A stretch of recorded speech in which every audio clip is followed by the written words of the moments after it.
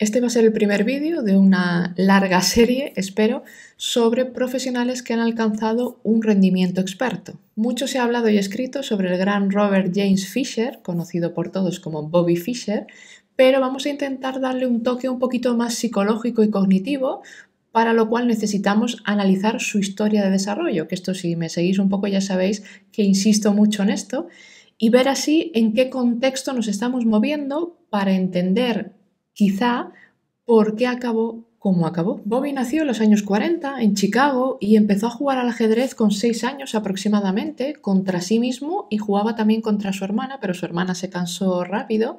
Y posteriormente, cuando la madre vio que Bobby leía todo lo que caía en sus manos sobre ajedrez, que de aquella no era mucho en Estados Unidos, y cómo jugaba contra sí mismo en la habitación, decidió intentar buscarle compañeros de juego para que no estuviese tan aislado siempre jugando solo. No encontró a nadie interesado, pero como puso un anuncio en el periódico y este pasó por varias manos, le dijeron que habría un maestro escocés en un día determinado haciendo una exhibición, y Bobby fue a jugar. Perdió la partida, pero de observador estaba el presidente del club de ajedrez de Brooklyn, quien le invitó a unirse a ellos. Aquí Bobby tendría como 9 años y con 10 se hizo con el quinto puesto en un torneo que realizaron en el club de Brooklyn, y luego ya con 12 se apuntó al club de Manhattan, que tenía bastante prestigio. Esto fue en 1954 aproximadamente, y un año después venció en el torneo de Rosenwald a Donald Byrne, y además era uno de los mejores jugadores americanos, y Bobby solo tenía 13. Esto sorprendió a propios y extraños y empezó a ponerse el foco de atención en Bobby.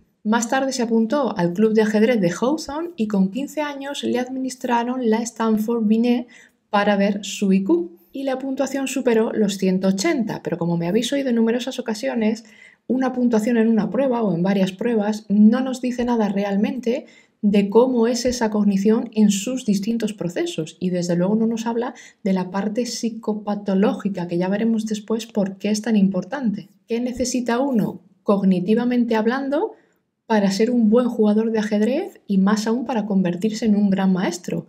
¿Y cómo es el funcionamiento psicológico de una persona que ve limitado este potencial? Tened en cuenta aquí que la madre de Bobby fue médico, maestra y enfermera.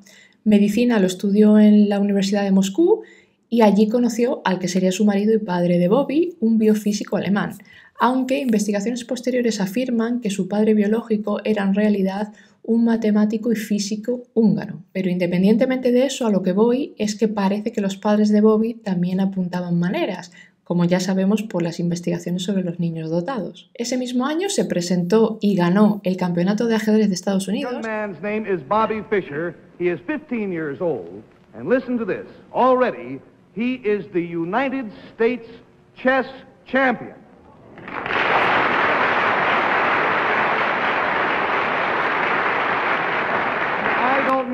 I don't mean teenage champion, youngsters champion. He has defeated the masters. He is the top ranking of the United States champion in chess. And I just think it's fantastic. How long have you been playing? I learned it when I was 6. Llevándose por delante al gran maestro Samuel Rysevsky, de 40 y pico años, quien, por cierto, había sido también un niño prodigio.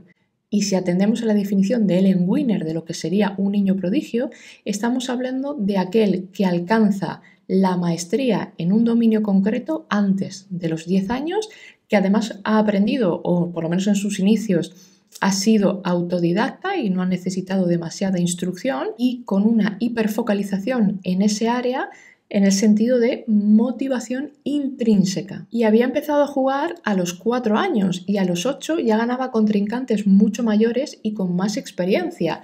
Y además es que posteriormente se llevó 7 campeonatos de Estados Unidos, participó en 8 olimpiadas y se había llevado, de hecho, 2 oros en la categoría individual, o sea que con esto quiero decir que no era manco en el argot de gamer. Fischer decidió abandonar la escuela secundaria con 15-16 años porque quería dedicarse plenamente al ajedrez, y eso que él no tenía detrás pues a todos los técnicos que había, por ejemplo, con los jugadores soviéticos, que además utilizaban bases de datos y programas de juegos para analizar y planificar las partidas. Fue participando en distintos torneos internacionales y obtuvo el título de gran maestro, ya con esa edad.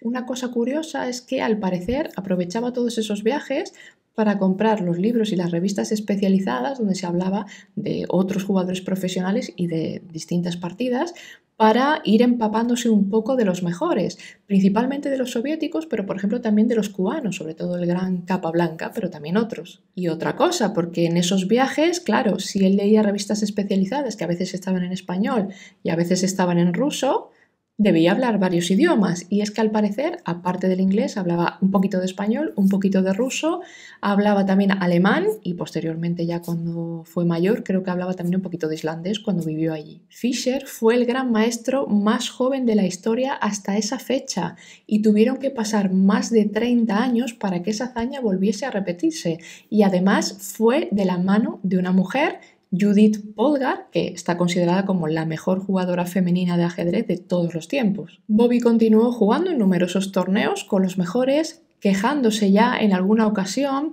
de que los rusos jugaban en equipo porque se favorecían entre ellos. Eso hizo que un tiempo después se cambiaran algunas reglas, pero dejó de participar temporalmente en torneos prestigiosos, incluso se saltó una Olimpiada en Israel y se dedicó simplemente a hacer exhibiciones.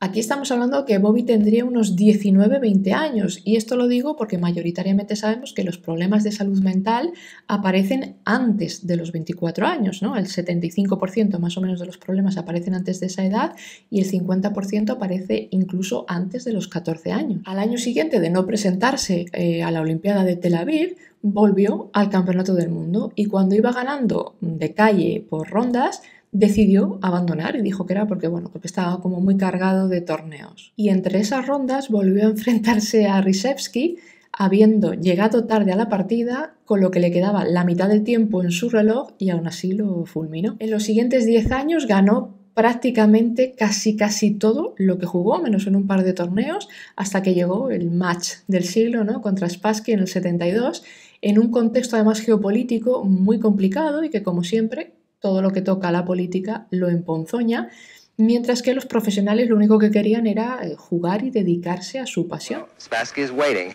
and wondering whether Bobby will show or not show. And there's absolutely dead silence in the hall. Wait, here comes Fischer coming on the stage saying that he was caught in traffic.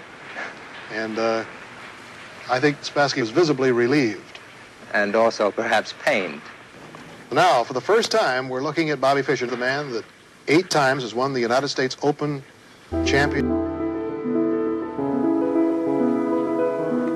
Now watch, see Fischer turn around here? Yeah. He's checking to see that camera location. And now he goes over to protest. Spassky remains serene and imperturbable throughout all this. The first game started out with some minor psychological games. 3 años después tenía que jugar la final contra Karpov, pero quiso cambiar algunas reglas y como le dijeron que no, pues se negó a participar y renunció a su título. Después de esto no volvió a jugar, al menos públicamente, hasta 20 años después, que lo hizo contra Spassky de nuevo, pero en una partida que había organizado un empresario privado. La última partida contra Spassky fue en 1992, pero es que en ese intervalo de tiempo de esos 20 años, 10 años antes y 10 años después de esa partida que no jugó contra Karpov, fue cuando apareció una noticia de que había sido detenido en California, porque al parecer lo habían confundido con alguien que había atracado un banco. De hecho, acusó a los policías de maltrato, dijo que no le habían dejado hacer llamadas, ni le habían dado de comer en 24 horas, que estaba tirado en una celda cochambrosa. Y al día siguiente, cuando ya le permitieron llamar, vino un amigo, pagó $1.000 de multa y lo dejaron libre, y además dijo que es que nunca recibió una notificación, por lo menos oficial, sobre los cargos que había contra él. Se ha oído muchas veces que Bobby podría tener Asperger, pero hasta donde yo sé, nunca hubo un diagnóstico oficial. Y ya de adulto se habló de trastorno bipolar, de esquizofrenia, etc. Ahora bien, lo que sí sabemos, y es en eso lo que nos vamos a basar, es que fue un niño que adquirió una competencia excepcional y especializada en un área particular de funcionamiento, en este caso el ajedrez, de forma autodidacta de inicio, luego ya con entrenamiento en distintos clubs, presentando además una elevada motivación y persistencia. ¿Cuál puede haber sido entonces el problema de Bobby Fischer? Lo voy a llevar un poco a lo que solemos ver en consulta, porque cuando un niño con una alta eficiencia cognitiva viene a consulta suele hacerlo por 2 motivos. 1, porque está buscando o la familia está buscando algún tipo de estimulación, y 2, porque tiene lo que llaman problemas de comportamiento. Los que suelen tener problemas, al menos en mi experiencia, es porque son muy obsesivos con los temas que les gustan, pero no es una obsesión ritualística ni intrusiva como puedes ver en un Asperger, por ejemplo, porque no es que falle su sistema inhibitorio y que no puedan hacer frente a las interferencias internas, ¿no? Sus propios pensamientos sobre ese tema de interés y que eso les lleve constantemente. Que sobre esto ya hice un vídeo específico intentando aclarar o para que no se mezclase lo que es un trastorno del neurodesarrollo con una alta eficiencia cognitiva, en eso que algunos insisten en llamar doble excepcionalidad. Pero es que en una alta eficiencia cognitiva no ves eso, ves justo lo contrario. Es decir, estamos hablando de que tienes la capacidad para inhibir distractores de tal manera que puedes mantener tu atención el tiempo que quieras, donde quieras. Por tanto, puedes hacer un esfuerzo mental sostenido sin apenas tener que parar, salvo por necesidades fisiológicas, ¿no? Comer, ir al baño, dormir. Si además de estos sistemas atencional e inhibitorio eres capaz de mantener, manejar y recuperar grandes cantidades de información, memoria de trabajo, con ello vas a procesar de manera mucho más rápida y más eficiente que la mayoría. Esos son procesos cognitivos, no puntuaciones en test. Y aquí la mayoría pensará, bueno, pero eso es maravilloso, ¿no? Tener esas capacidades cognitivas que te permiten hacer lo que la mayoría no puede, ya, pero no es oro todo lo que reluce. En estos casos, uno tiene que aprender también a no obsesionarse para no ver limitado su funcionamiento diario y tiene que aprender a descansar, tiene que aprender a que el perfeccionismo tiene que tener un límite para que no se convierta en desadaptativo. Uno tiene que aprender a regular sus emociones y su conducta y además tiene que adquirir una disciplina de trabajo para no ir dando saltos, empezando muchas cosas pero sin finalizar ninguna, o tener periodos en los que la ansiedad sube hasta el cielo porque no hay una organización ni una planificación detrás. Muchas veces hemos oído lo de estos niños aprenden solos y además no les gusta que nadie les enseñe, ¿no? Son muy rígidos en ese sentido. Y esto no es del todo así, en el sentido que también necesitan una guía y un apoyo porque si no, al igual que le pasó a Bobby, acaban abandonando los estudios o bien directamente fracasan escolarmente.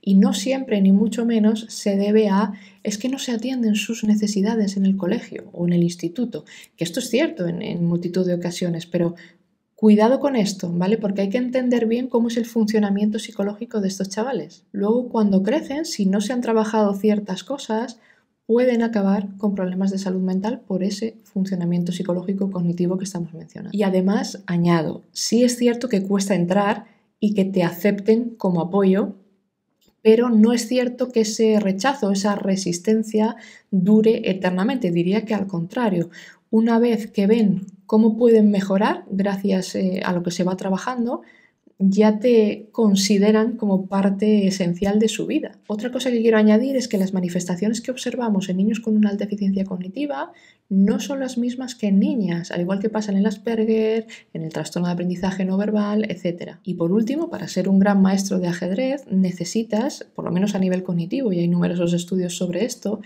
tomar decisiones bajo presión de tiempo, recuperar información de manera muy rápida, haber almacenado gran cantidad de información, necesitas de un buen procesamiento visoespacial, necesitas de un buen sistema inhibitorio y ese mantenimiento atencional, necesitas la capacidad para conceptualizar y manipular matrices espaciales, es decir, hacer un análisis y un razonamiento sobre el espacio exterior a ti. Eso no es inteligencia, ni es IQ, ni es una puntuación CI, ni las inteligencias múltiples que todavía siguen rodando por ahí. Me temo que esto es bastante más complejo de entender a nivel cognitivo y a nivel de funcionamiento psicológico que utilizar unos test, poner unas puntuaciones y dividir todo como en cajitas, ¿no? Y talentos. La mente, que sepamos, no funciona por módulos, sino como un todo unitario.